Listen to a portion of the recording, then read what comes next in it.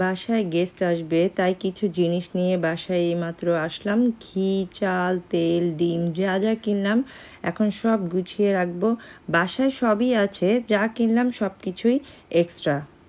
Plan আছে যে বিরিয়ানি আর chicken roast করব। তো আমার হাতে যে ঘিটা দেখতে পাচ্ছ, it's a very good quality and pure ঘি। আমি পোলাও, মাংস, রোস্ট, এমনকি সেমাই, পায়েস যাই করি না কেন, দিস ঘি must be need for me. এখন দুধটা ফ্রিজে রেখে দিচ্ছি। তো বাজার মোটামুটি সব ডান। হ্যালো, বাসায় গেস্ট আসবে তাই কুইক রেডি হয়ে গেলাম। বাসাটা একটু গুছিয়ে রাখবো এখন। বাসা সবসময় গোছানোই থাকে, জাস্ট একটু টাচ দিচ্ছি।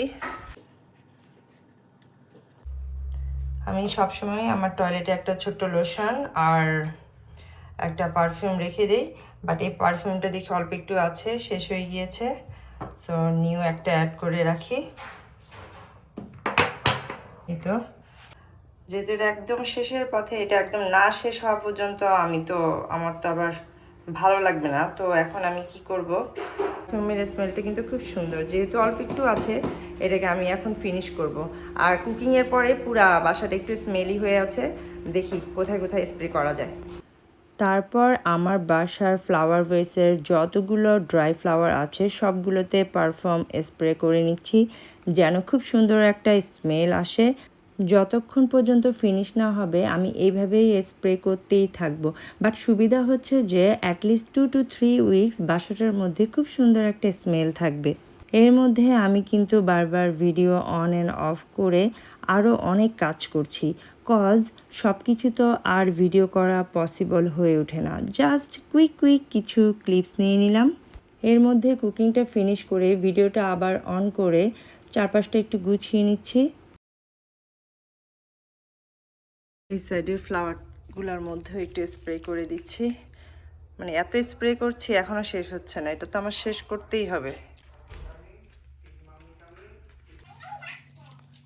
এখন কর্নারের এই গাছটায় আমার পুরা বাসাটা এখন কোনো কুকিং যে করেছি আমি, কুকিংয়ের কোনো স্মেলই পাচ্ছি না, বিকজ অফ এই স্প্রের কারণে। এত আর অল্প একটু আছে, এটা একটু দিয়ে নেই।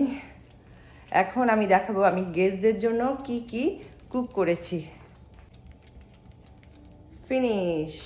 আজকে কিন্তু অনেক গরম পড়েছে, যেহেতু গেস্টরা বিকেলেই চলে আসবে। তো আমি ফার্স্টেই গেস্টদেরকে কি দিব, ফ্রুটস দিব। তো ফ্রুটসের মধ্যে আমি কেটে রেখেছি কি কি, এই যে এখানে আছে ওয়াটারমেলন, তারপর কিছু ড্রিঙ্কস এনে রেখেছি। দিস পার্ট, দেন রকমেলন, এই সাইডটায় স্যালাড। সবসময় গেস্ট আসার আগে এই কাজগুলো করে রাখি। Everything has been done. Cooking, বাসাটা ক্লিন করা, তারপর স্প্রে করা, ডিফিউজারটা অন করলাম। এখন আমি গেস্ট আসার আগে একটু রেস্ট নিব। গেস্ট আসার পর তো বিজি হয়ে যাব, দেখা যাবে যে তখন অনেক গল্প গুজব করবো, আড্ডা দিব, তখন আর ভিডিও অন করব না, জাস্ট ফর প্রাইভেসি। কি কি কুক করেছি এই তো সবাই দেখতে পাচ্ছ। এটা হোমমেড চাপটি কাবাব। অনেক দিন পর চিকেন বিরিয়ানি করলাম। আমি বিরিয়ানি করলে তার উপর পেঁয়াজ বেরেস্তা সহজে কিন্তু দেই না, আজকে কেন জানি দিলাম for extra flavour and taste. Now on top of biryani I am gonna add some boiled egg and kebab. পরে যখন সার্ভিং ডিশে সার্ভ করব তখন আবার সেমভাবেই সার্ভ করা হবে। বাহ, দেখেই কত ভালো লাগছে।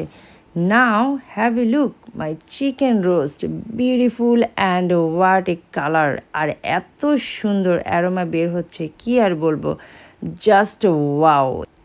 এই তো আমার গেস্টরা চলে আসার পর অনেকক্ষণ গল্প গুজব করে দেন যখন ডিনার টাইম হলো ভিডিওটা আবার অন করলাম। Hot food, good mood, our dinner on the table, now ready to serve, ready to eat. So bye by.